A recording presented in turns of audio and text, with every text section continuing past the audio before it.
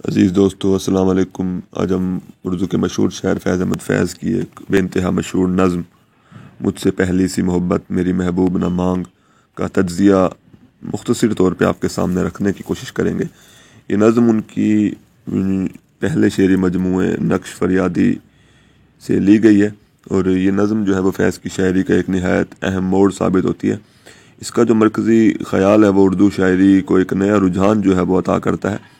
فیض جو ہے وہ عشق اور انقلاب کے شاعر ہیں، وہ ایک عاشق بھی ہیں اور ایک مجاہد کے روپ میں بھی ہمیں اپنی شاعری میں نظر آتے ہیں، لیکن اس نظم سے لگتا ہے کہ وہ رومانیت کی فضا سے اور اس کے اثرات سے نکلنے کی کوشش کر رہے ہیں، اور ان کا جو سفر ہے وہ داخلیت سے خارجیت کی طرف جو ہے وہ گامزن ہے۔ ڈاکٹر مسعود حسین خان جو ہے وہ رسالہ فن اور شخصیت فیض نمبر میں لکھتے ہوئے کہتے ہیں کہ مجھ سے پہلی سی محبت میری محبوب نہ مانگ سے فیض کے یہاں دو قسم کی تبدیلیاں ہوتی ہیں۔ پہلی یہ کہ رومان اور خالص جمالیاتی اقدار کے علاوہ زندگی کی دوسری قدریں بھی ان کے یہاں ابھرنے لگتی ہیں۔ دوسری یہ کہ حقیقت پسندی کے نقطہ نظر کی وجہ سے رخ محبوب کے سیال تصور کی مثالیت ختم ہونے لگتی ہے۔ یہ نظم اگرچہ 3 بندوں پر مشتمل ہے اور کل 20 مصروں پر مشتمل ہے، پابند نظم اور ایک سادہ بیانیے کے انداز میں لکھی گئی یہ نظم ہے، اور نظم مجھ سے پہلی سی محبت میری محبوب نہ مانگ سے شروع ہوتی ہے اور جو ہے وہ اسی مصرے پہ ختم ہوتی ہے۔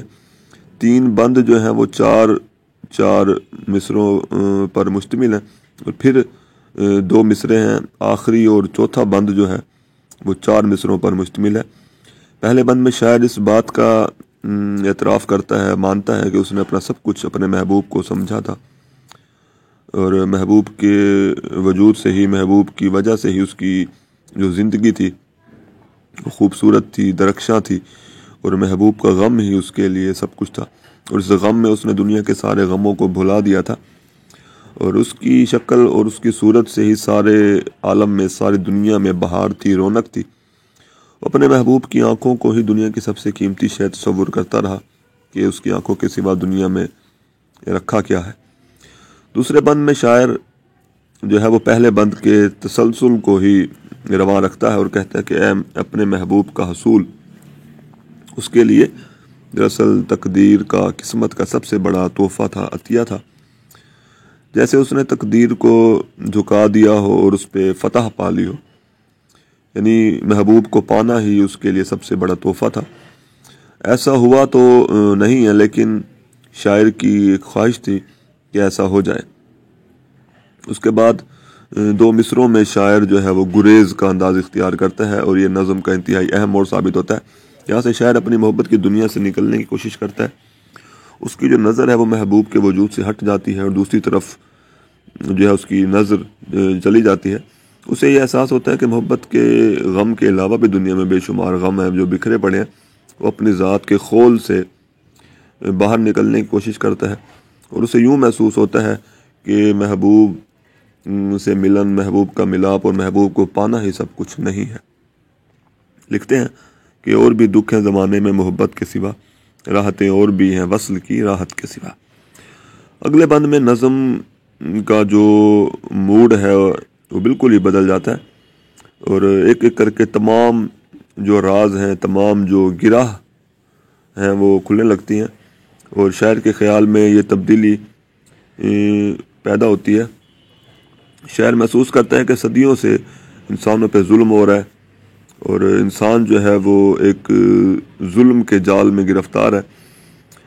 انسانی جسم کو ریشم اطلس کمخاب میں لپیٹ کر بازاروں میں بیچا جاتا ہے۔ فیض کا اشارہ دراصل جسم فروشی کی طرف ہے جو صدیوں سے جاری ہے، اور معاشرے میں بھوک، بیماری پھیلی ہوئی ہے، لوگوں کے پاس روٹی ہے نہ دوا ہے، اور ان کے بیمار جسموں سے، ناسوروں سے پیپ جو ہے وہ بہہ رہی ہے۔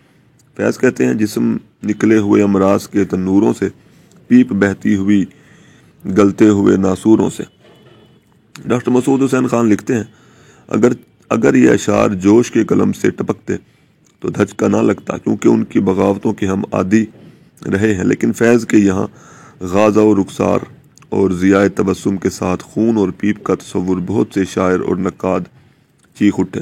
وہ تو خود ہی فیض نے جب نظم کے خاتمے پر اس کا ازالہ اس طرح کیا ہے کہ اب بھی دلکش ہے تیرا حسن مگر کیا کیجیے، تو ایک گونا گو تسلی ملی، لیکن یہیں سے فیض کی ایک یک رنگ شاعری میں دوسرے رنگ کا تار ملتا ہے۔ اس نئے شعور نے فیض کا تصور محبوب بھی بدل دیا ہے۔ مشہور نقاد حمید نسیم جو ہے وہ اس بند کو ایک سیاسی نعرے سے تعبیر کرتے ہیں اور لکھتے ہیں، اگلا بند اساسی طور پر نعرہ ہے، مگر شاعر نے اسے نعرے کی سطح سے اٹھا کر جمال کا پیراہن عطا کر دیا ہے۔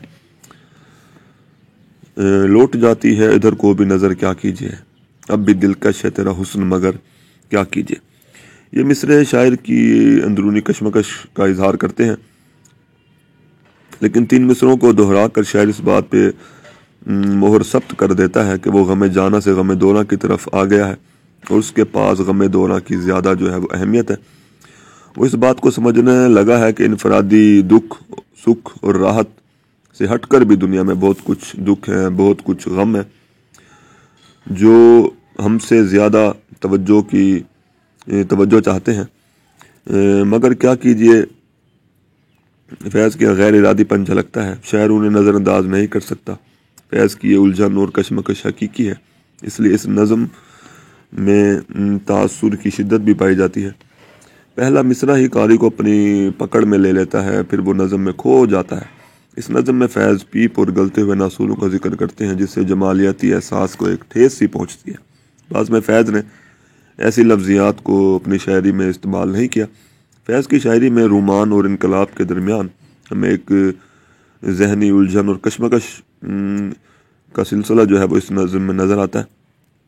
یہ نظم خیال، احساس اور جذبات کا ایک ایسا دائرہ بناتی ہے جس میں قاری جو ہے وہ گرفتار ہو جاتا ہے، اور اسی بنا پہ یہ نظم جو ہے بے انتہا مقبول ہوئی ہے کہ تیری آنکھوں کے سوا دنیا میں رکھا کیا ہے، اور بھی دکھ ہیں زمانے میں محبت کے سوا، راحتیں اور بھی ہیں وصل کی راحت کے سوا۔ دراصل یہ فیض کی ایک اہم نظم ہے جو ان کی شاعری اور ان کے مزاج کی عکاسی کرتی ہے۔ شکریہ۔